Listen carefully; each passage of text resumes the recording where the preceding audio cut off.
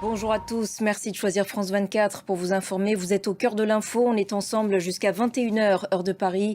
Voici les titres de ce samedi 8 juin. Au Proche-Orient, 4 otages israéliens libérés aujourd'hui durant un assaut sur le camp de réfugiés de Nuseirat. Et on commence donc ce journal au Proche-Orient où je vous le disais, 4 otages israéliens ont été libérés durant un assaut sur le camp de réfugiés de Nuseirat. La preuve, selon Benyamin Netanyahou, qu'Israël ne cède pas au terrorisme. Un agent de la police israélienne a apparemment été tué au cours de cette opération. 93 personnes aussi côté palestinien selon le chiffre avancé par le Hamas. On va rejoindre tout de suite devant le centre médical Sheba de Tel HaShomer près de Tel Aviv. Claire Duhamel, bonjour Claire. Cet hôpital où les familles de ces désormais ex-otages viennent d'ailleurs de donner une conférence de presse. Bonjour Ashreen. Oui, ils viennent de nous parler, de nous confier bien sûr leur émotion immense.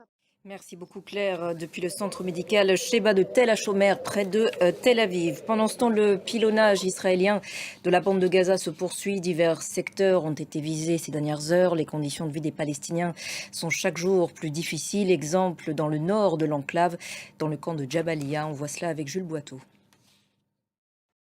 Je vous le disais également en titre, après les commémorations des 80 ans du débarquement sur les plages de Normandie, place à la visite d'État de Joe Biden en France.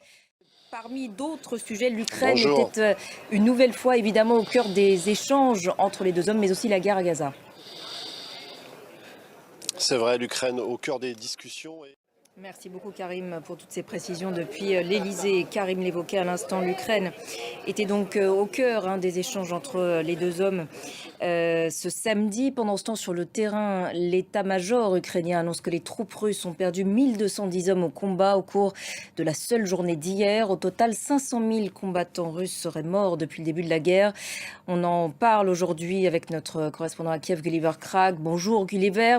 Ces chiffres sont invérifiables. En tout cas, que penser de cette communication de la part de Kiev? Merci beaucoup Gulliver pour votre éclairage depuis Kiev. Dans l'actualité en France, maintenant, la mort ce samedi du secrétaire général de Reporters sans frontières, Christophe Deloire. Allez, un petit détour par Roland Garros pour finir et pour vous dire que la numéro 1 mondiale, Iga Swiatek, l'a emporté aujourd'hui.